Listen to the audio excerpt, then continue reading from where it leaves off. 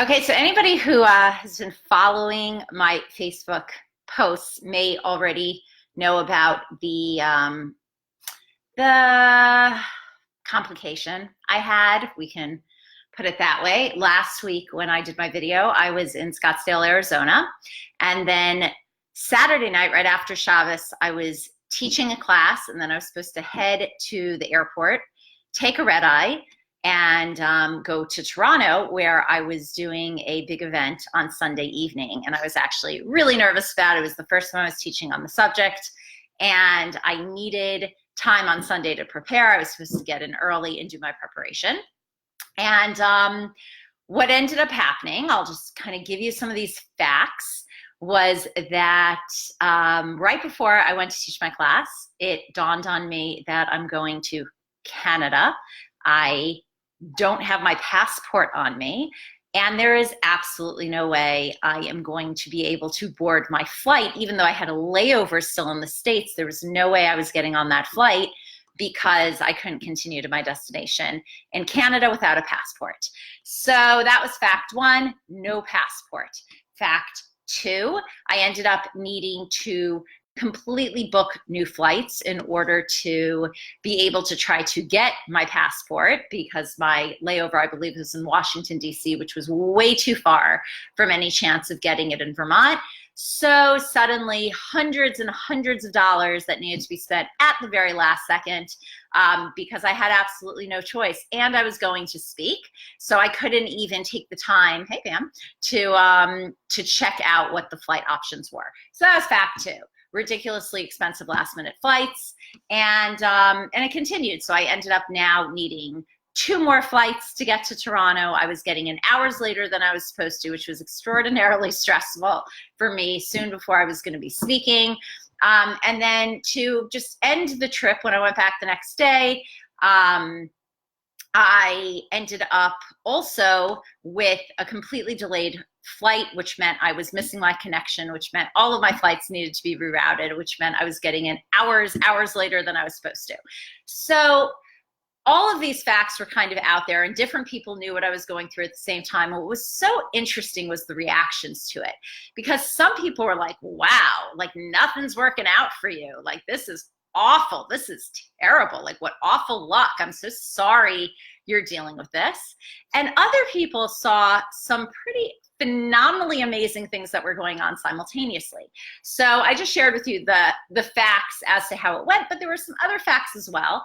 And one of the facts was that my husband in Vermont, 3 hours behind, was supposed to have left right after Shabbos, actually, to go to New York because, sunglasses, my daughter was flying on Sunday from JFK to Israel. So he was supposed to leave immediately after, go to a hotel near JFK and be there. But because of everything going on at the UN, there were absolutely no hotel rooms available, and he spent hours trying to find a place to stay. The only place he found was by Newark Airport, nowhere near where he needed to be, but he was going to have to go to this hotel in Newark and then go to JFK the next day.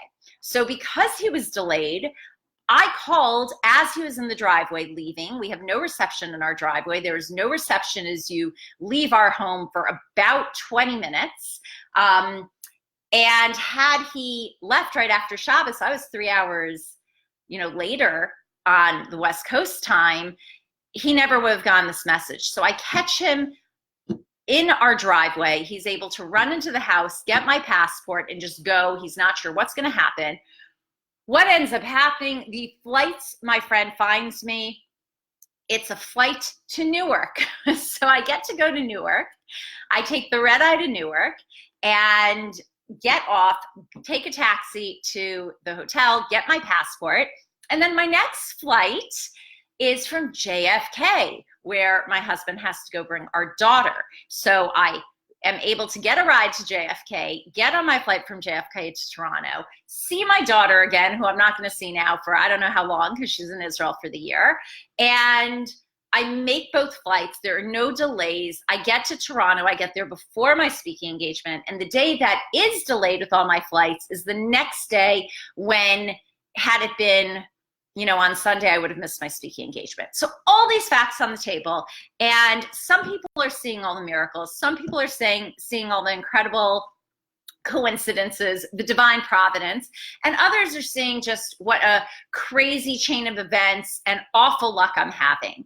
And ultimately, it's all about what we see, how we want to see it, and what's going to happen. And I actually was saying that when I was teaching a class Saturday night, because here I had to go and teach. I was ironically teaching on mind control and the power of thought. And earlier that day, I had taught on stress relief. So I was teaching this, and just those were my options. I could berate myself. I could feel like I was a complete and total just idiot for forgetting my passport and being irresponsible like that and being flaky. And I jeopardized this major event that was expecting me.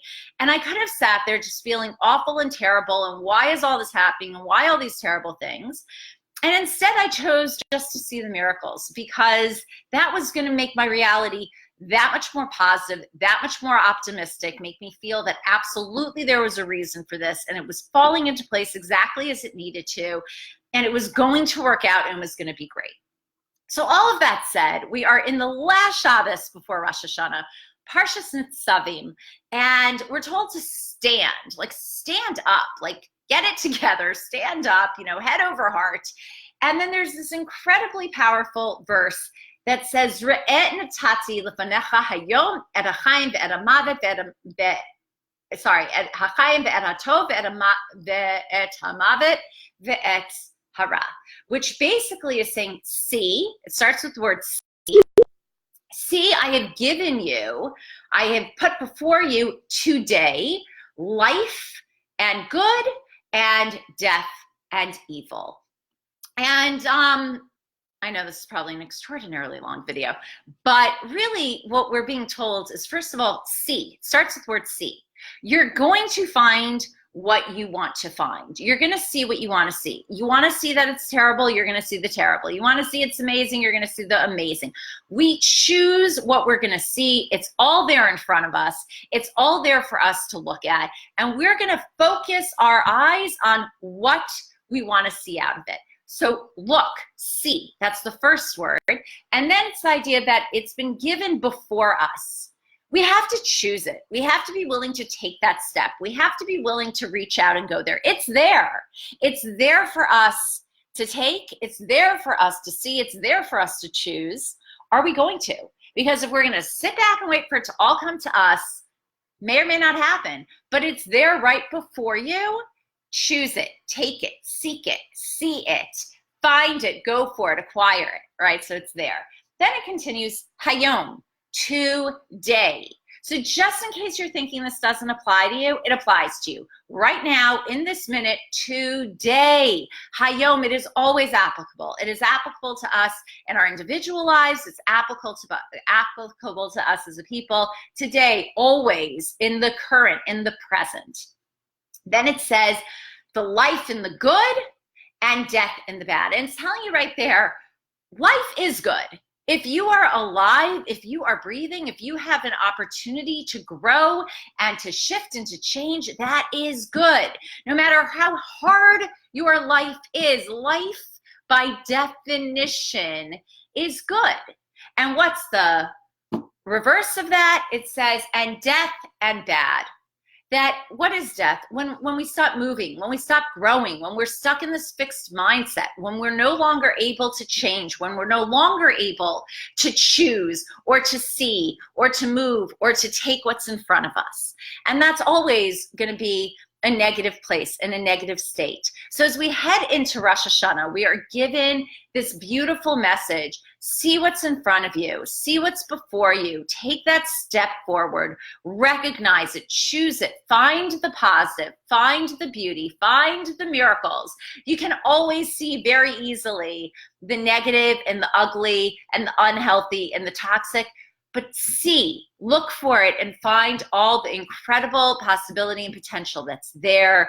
It's waiting for you to take it. Recognize that life is good and always choose that and always go for that and stand upright as a people and move forward into this new year. And as I always say, Rosh Hashanah is the head of the new year, but Shana is Shinui, which is from the root to shift and to change. So begin this new year willing to think differently, willing to have a shift in your consciousness, willing to have a new perspective, to see differently, and to enter in front of us and to choose all of the miracles and all of the beauty and all of the good that is life. So with that, I hope you have a beautiful and amazing Shabbos and a beautiful and amazing Rosh Hashanah. It should truly be a year of health and wealth and happiness and goodness and sweetness and revealed blessings in all ways, and as I like to say, in all ways and always. So that, good Shabbos, and to be continued next year.